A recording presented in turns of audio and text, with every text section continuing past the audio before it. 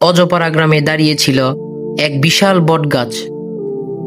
শত বছরের পুরনো এই গাছ ঘিরে ছিল নানা রহস্য। রাত হলে গ্রামের মানুষ শুনে কোরআনের তেলাওয়াতের আওয়াজ,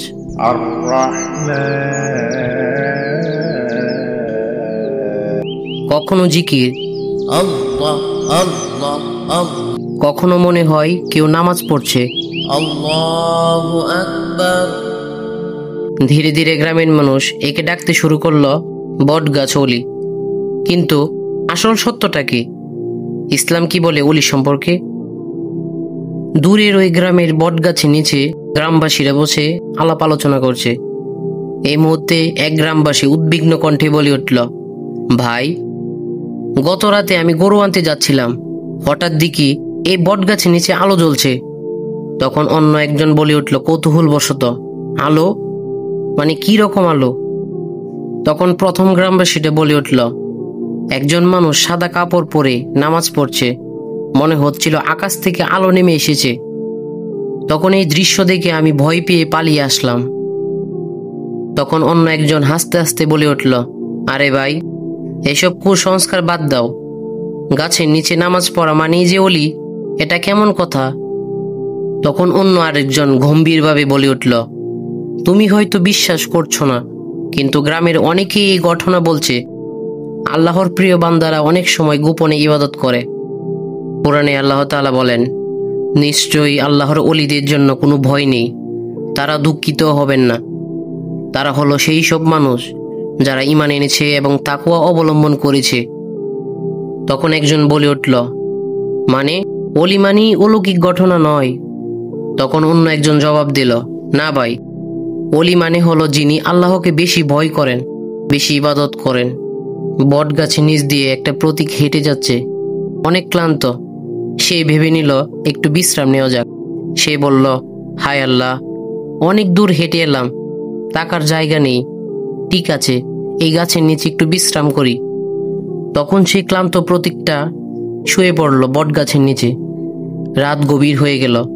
হঠাৎ সুমধুর কণ্ঠে তেলাওয়াত শোনা যায়,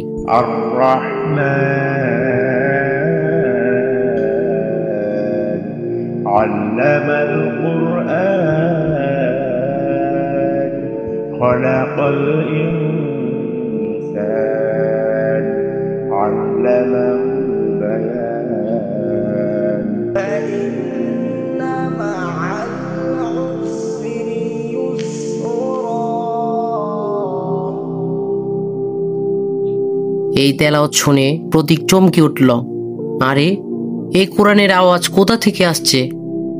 প্রতীক চোখ মেলে দেখে এক নুরানি মানুষ সাদা পোশাকে নামাজ পড়ছে, তার চারপাশে আলো। কিছুক্ষণ পর ধীরে ধীরে মিলিয়ে গেলেন। এই দৃশ্য দেখে প্রতীক ভয় পেয়ে গেল। সে বলে উঠল, আল্লাহু আকবার, আমি তো আল্লাহর কোনো প্রিয় বান্দাকে দেখলাম। তখন সে ভয় পেয়ে গেল এবং সে দৌড়ে পালিয়ে গেল।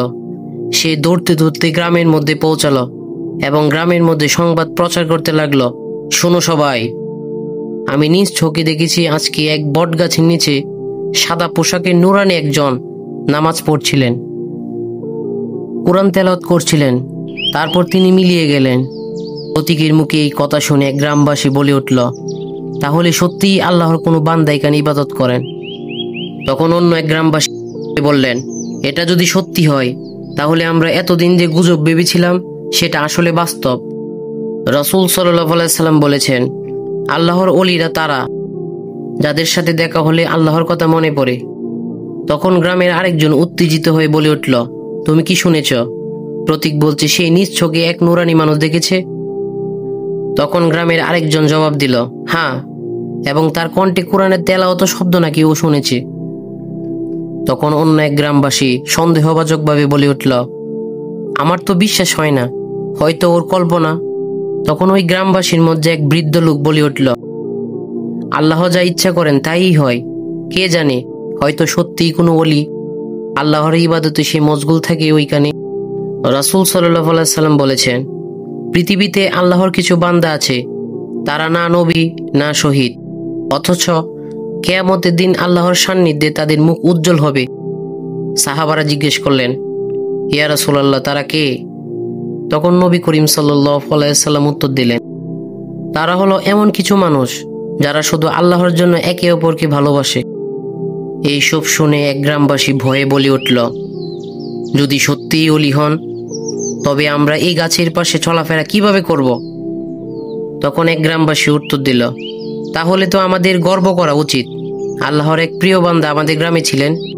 কিন্তু সমাধান, আমরা যেন এই গাছকে পূজা না করি। পূজা করলে সেটা শিরক হবে। আল্লাহ কোরআনে সতর্ক করেছেন, আল্লাহর সাথে কাউকে শরিক করো না। তখন এক বৃদ্ধ বলে উঠল, গত রাতে আমি এক আশ্চর্য স্বপ্ন দেখলাম। ওই বট গাছের নিচে এক নুরানি মানুষ বসে কোরআন তেলাওয়াত করছেন। তিনি স্বপ্নের মধ্যে এসে আমাকে বললেন, আমি আল্লাহর একজন বান্দা। আমি এখানে নির্জনে নামাজ পড়তাম। মানুষ যেন ভয় করে দুনিয়ার মোহ ছেড়ে দেয়। কিন্তু সাবধান, গাছকে পবিত্র ভেবে পূজা করো না, আল্লাহরই ইবাদত করো। পবিত্র কোরআনে আল্লাহ তাআলা বলেন, যে আল্লাহকে ভয় করে আল্লাহ তার জন্য মুক্তির পথ করে দেন এবং অপ্রত্যাশিত স্থান থেকে তাকে রিজিক দেন। তখন গ্রামবাসীর একজন বলে উঠল, ভাই, আমি গতকাল থেকে নামাজ পড়া শুরু করেছি। যদি সত্যিই কোনো ওলি এখানে ছিলেন তবে আমিও আল্লাহর কাছে ঘনিষ্ঠ হতে চাই। তখন অন্য এক গ্রামবাসী বলে উঠল, আমিও নামাজে দাঁড়াচ্ছি। মনে হয় আল্লাহ আমাদের গ্রামে রহমত নাজিল করেছেন। তখন অন্য একজন দ্বিধাগ্রস্ত হয়ে বলল, কিন্তু আমাদের কিছু লোক এই গাছের গোড়ার ফুলমালা নিতে চাচ্ছে, এটা কি ঠিক? এই মুহূর্তে তাদের মজলিসের মধ্যে এক আলেম প্রবেশ করে গ্রামের মধ্যে। তখন গ্রামবাসীরা সবাই তাকে ঘিরে ধরে। তখন এক গ্রামবাসী প্রশ্ন করল, হুজুর, আমরা শুনেছি এখানে কোনো ওলি ছিলেন, আমরা কি করব? তখন এই আলেম উত্তর দিল, বিসমিল্লাহ। ভাইয়েরা, ওলি মানে কি জানো? ওলি মানে সেই ব্যক্তি যে আল্লাহকে ভয় করে, আল্লাহর হুকুম মানে আর আল্লাহর ইবাদতে জীবন কাটায়। রাসূল সাল্লাল্লাহু আলাইহি ওয়াসাল্লাম বলেছেন, যে আল্লাহর বন্ধুদের কষ্ট দেয় আল্লাহ তার বিরুদ্ধে যুদ্ধ ঘোষণা করেন। তখন এক গ্রামবাসী বলে উঠল, তাহলে হুজুর, আমরা কি এই গাছকে সম্মান করব? তখন এই আলেমটা উত্তর দিল, না, গাছ বা কবরকে সম্মান জানানো শিরকের দরজা খুলে দেয়। সম্মান করতে হলে শুধু আল্লাহকে করো। এই গাছ কেবল একটি গাছ। হয়তো কোনো ওলি এখানে ইবাদত করেছে, কিন্তু তার মানে গাছকে পবিত্র মনে করা হয় না। তখন একজন চোখে পানি নিয়ে বলে উঠল, তাহলে আমরা কেবল আল্লাহর ইবাদত করব। তখন এই আলেমটা মৃদু হেসে বলে উঠল, হ্যাঁ, এটাই ইসলামী শিক্ষা। আল্লাহ তাআলা বলেন, নিশ্চয়ই আমার ওলিরা তারা যারা ঈমান এনেছে এবং সর্বদা তাকওয়া অবলম্বন করেছে। আলেমের এই বাণী শোনার পর গ্রামবাসীর মনে নতুন পরিবর্তন এলো। তারা ফুলমালা সরিয়ে নিল। কেউ আর গাছকে পূজা করলো না, বরং সবাই নামাজ পড়তে লাগলো, কোরআন শিখতে লাগলো, আর তাদের জীবনে ইসলামিক রং ফুটে উঠল। বট গাছটা দাঁড়িয়ে রইল, কিন্তু আর রহস্য নয়, বরং মানুষকে স্মরণ করিয়ে দিল আল্লাহর প্রিয় বান্দারা গোপনে আল্লাহর ইবাদত করেন, মানুষের সামনে নিজেদের নাম উঁচু করতে নয়। প্রিয় দর্শক, এই কাহিনী থেকে আমরা কি শিখলাম? আল্লাহর ওলি হলো সে যে আল্লাহর ইবাদতে জীবন কাটায়। শিরক থেকে বাঁচা হলো সবচেয়ে বড় দায়িত্ব। আল্লাহর প্রিয় বান্দাদের জীবন আমাদের অনুপ্রেরণা। আসুন, আমরা সবাই আল্লাহর প্রকৃত ওলি হওয়ার চেষ্টা করি। যে গাছের ছায়ায় এক অজানা ওলি ইবাদত করেছিল, সেই গাছ আজও দাঁড়িয়ে আছে, কিন্তু সত্যিকারের আমল শুধু আল্লাহর ইবাদতেই।